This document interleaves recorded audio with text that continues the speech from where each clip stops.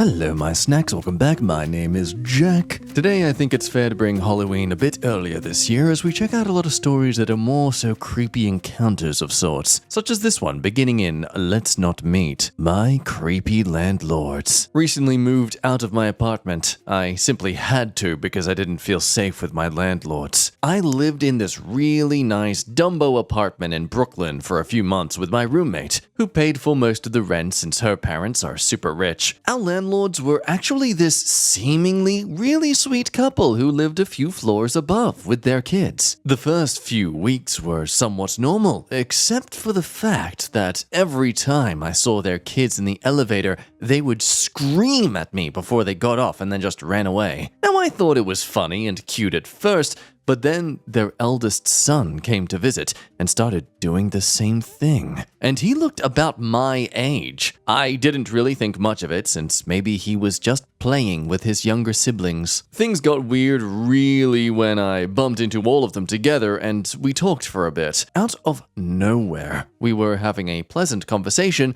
The dad apologized to me, saying that his son might act strange because he's, a retard. Jesus! I was pretty shocked with him just saying that out of the blue. I paused for a bit and I can't really remember what I said, but I remember just wanting to get the hell out of this conversation now. So a few days later, I bump into the dad again in the elevator. I was pretty standoffish and he was just talking about how great my apartment is and how much of a generous guy he is for giving us such a low rate. Then he asked if I could babysit his kids as he and his wife and his eldest son would be at a dinner. I said no at first, but he counteroffered, saying he'd pay $150 an hour, and being the greedy idiot that I am, I agreed. This is where I screwed up. When I get to his place, I was speechless. His apartment wrapped around the entire floor of the building. It was the nicest apartment I will ever see, that's for sure. About an hour in, everything was normal. I was playing some fighting game with the kids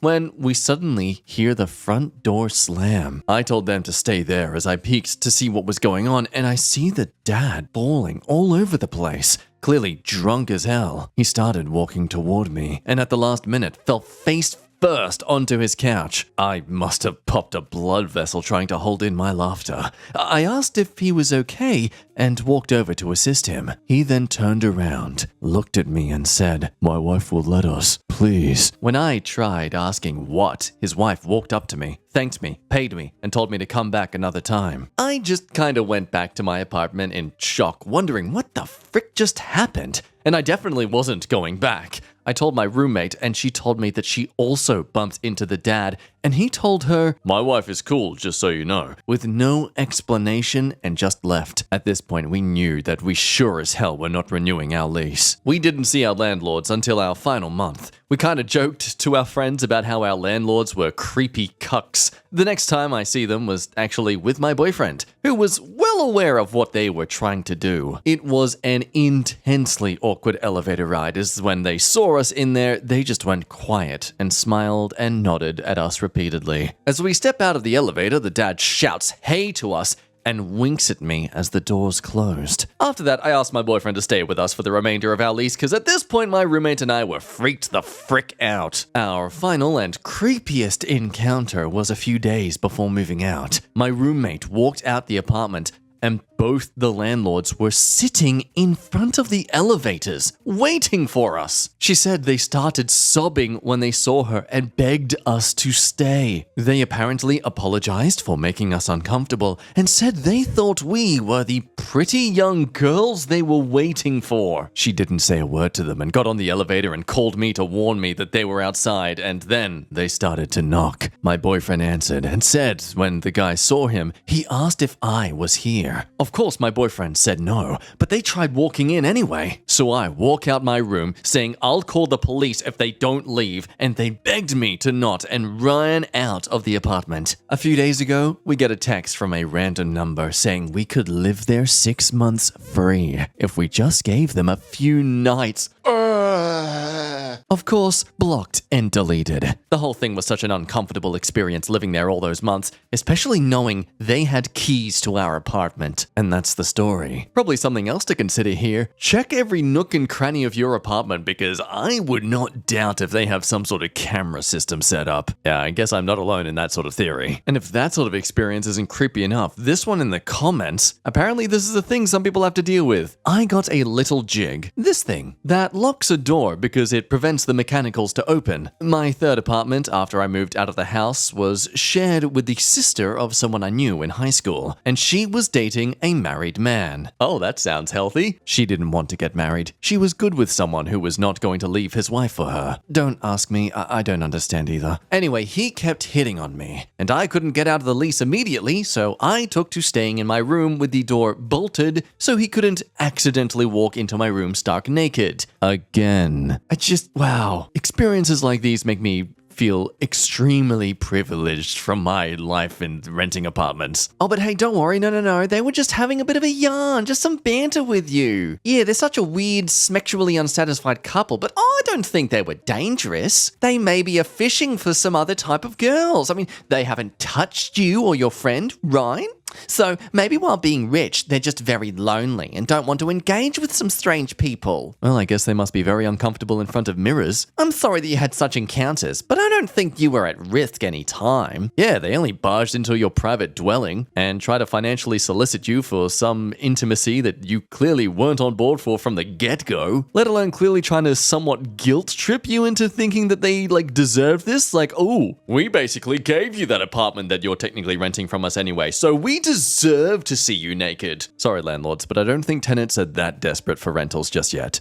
On to the next story. The fun experience of a hotel creeper. When I was 19, I worked nights at this terrible hotel chain in my hometown, and it was generally pretty chill. You'd get your weirdos and creeps, but I can handle my own, and I got used to it pretty quickly. However, this guy was way worse than anything I had encountered up until that point. It was an average night, spent checking guests in, doing laundry, stocking, etc. There were 2 sets of doors at the entrance, the inner ones being locked after night shift starts. Dude shows up around 3 a.m. and rings me through the lobby phone set between the 2 doors. Immediately, before I can even get my customer service on, he starts frantically demanding I call medical transport, which I didn't really know what he was talking about, but I try to help him the best I can, asking questions. Eventually, I just let him in so I can get a better idea of how to help, but when I do, his whole tone immediately changes. He starts speaking in this monotone voice and has the kinda death stare or dead stare. I've never seen eyes so void of all emotions. And not to mention, he had no physical signs of injury at all. Obviously, I was freaked out, but tried my best to carry on normally, asking him more questions. After the first 2 questions, he just stops answering completely and continues staring. I keep repeating myself, and he's just staring. At this point, I'm pretty fed up with him, so I say, "All right, I'm just going to call 911 to get you help." He then starts getting frantic again, going between begging me not to call and saying, "They won't let me go," and "I can't go back there." I tell him that I'm really not sure how to help him if he won't let me call emergency services, so he needs to leave. He didn't even seem to need medical assistance in the first place. I honestly think this man is like a dog chasing cars, and now he's actually just caught up with the car. He's just stuck like deer in the headlights. Oh wait, she let me in. What do I do now? This guy goes right back to ignoring everything I say and staring. Honestly, I should have just called the police right then, but I was overwhelmed by him, and getting police involved is always a last resort for me. So I say, "You can rest here for 20 minutes and try to find alternative transportation, but then you need to go." And I go back into the back to watch him on the cameras. 20 minutes go by and I come out to tell him to leave, but he starts arguing nonsensically. I go back into the back in exasperation. The cycle then repeats for 2 more hours. Finally, I tell him I'm calling the police, to which he replies, "Oh, well, if you're going to be like that, I'll just leave." Things were comical at this point. I'm like, "Please do! I've wanted that this whole time!" I was so done with him, so I was basically yelling. He finally leaves. I did call the cops and report him too. But the freakiest part was that while telling my boyfriend at the time about this guy, he recognizes him from my description of his creepy stare and pulls up his mugshot with charges for rape, aggravated sexual assault, and a bunch of other things. My then boyfriend worked at a homeless shelter for some years and had seen the guy from time to time. After that, I felt so lucky that he was just a weird, creepy annoyance for me. Who knows what would have gone down in different circumstances. So, okay, yeah, that really answers what was going on in his head when he was just staring blankly. That's comforting. I know it's kind of, look, it's nice that she's not one to immediately call the police just on the suspicion of someone being uncomfortable and dangerous, but, I feel like in this sort of circumstance, it's a lot different to just someone approaching you on the street in the middle of daylight. On to the next story. I almost got abducted and a strange noise saved my life. This happened a few years ago around mid-November. My mother and I love being outside and going for walks. This night in particular was freezing, but we decided we want to go out for a quick walk. As we walked back home, we went down this one street that we use all the time. It's a neighborhood street that leads to the main street and back into our neighborhood.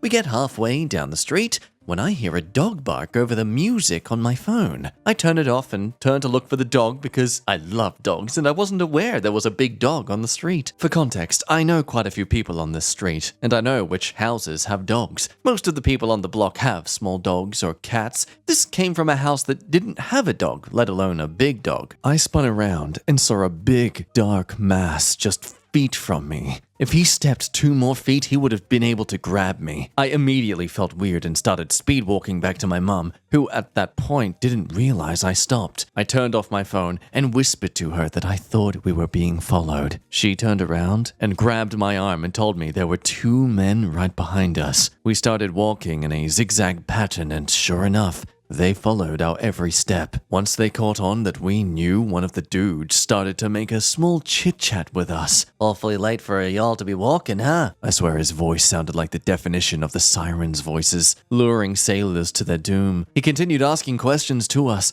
My mum kept walking and replying with quick replies. From the sound of his voice, I knew we were in danger, so I went to dial 911. Instead, my mum told me to call my dad, as he would be able to get to us quicker because we were almost home. We got to the busy street and looked behind us to see them speed walking to us. We decided to risk and ran to the middle of the street as cars passed on either side of us.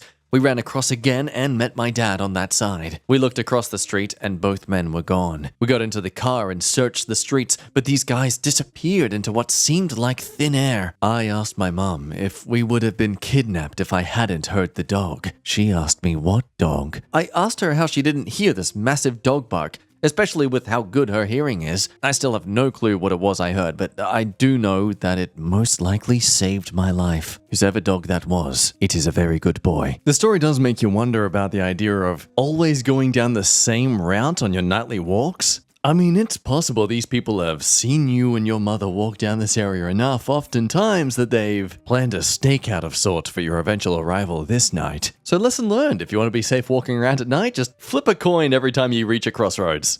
Over to our next story, where we meet a man who makes every other guy just seem so much better by comparison. He was testing me. This is a story that happened many years ago, when I, a 45-year-old female, was around 8 or 9. My parents and I lived in a very beautiful, big old house that used to be a hotel in the 19th century. The house had 4 extra apartments, and in one of them lived this middle-aged guy, who we'll call F. The house was placed on a very small but long road that went between fields and a small forest, all of it going downhill before it ended right by the beach. There was maybe 15 houses and only one other kid my age, so I would sometimes visit with the adults in the area. There was a few incidents with F, the guy that rented one of the apartments. The first one happened when my friend and I were roller skating and we met F, who was out on his bicycle. We asked him if he would tow us because we were tired, and he let us hold onto his bike. At first we thought that he was great, because not all adults would have been okay with that idea, but the ride didn't go very well. Once we held onto the bike, he started going faster and faster.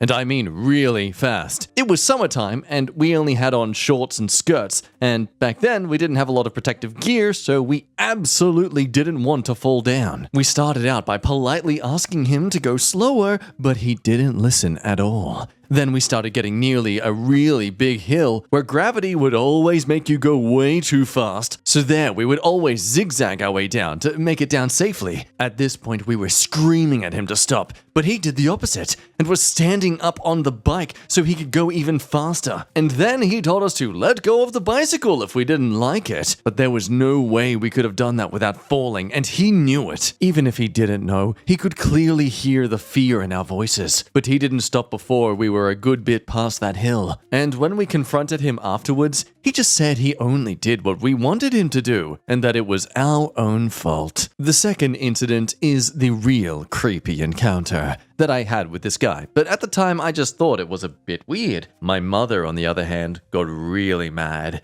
And as an adult, I now understand why. I had met F in the driveway, and he invited me in to get a cup of tea. I remember sitting on his couch and not liking the tea because it had no sugar, and when I asked for some, he refused to give me any. Maybe he said he didn't have any, but anyway, I didn't like the tea, and he kind of forced me to drink it anyway, saying how I was the one who wanted it, and now he went through the trouble of making it, and so on. He got kind of mad, so I did what he told me to, because he was an adult and I was only a child. Immediately my mind is to this bloody video. Go on, drink it. No, don't cross me out. You should like the tea because I made it and I want you to drink it. So that evening I told my mom, and she right away took the phone and called him. And then she yelled at him for endangering us girls when we were roller skating, and got even more angry when she told him to never, ever invite me to his apartment, and especially to never force her little girl to do anything whatsoever again. This could have been the end of the story. But actually, I met another guy about 10 years later, and he told me that F had informed him that I was the kind of girl that just needed to be cornered and pressured a bit, and then I would put out. Yikes. Yeah, glad your mum cursed him out. Guy should be in jail. Like, holy works of Lord Jeebus Christies. You are 8 or 9 years old, and this middle-aged man is trying to test your sexual boundaries? Oh, but yeah, no, it's the drags. They're the ones who are endangering children's safety and innocence, yeah. Like, goddamn, that is just disgusting.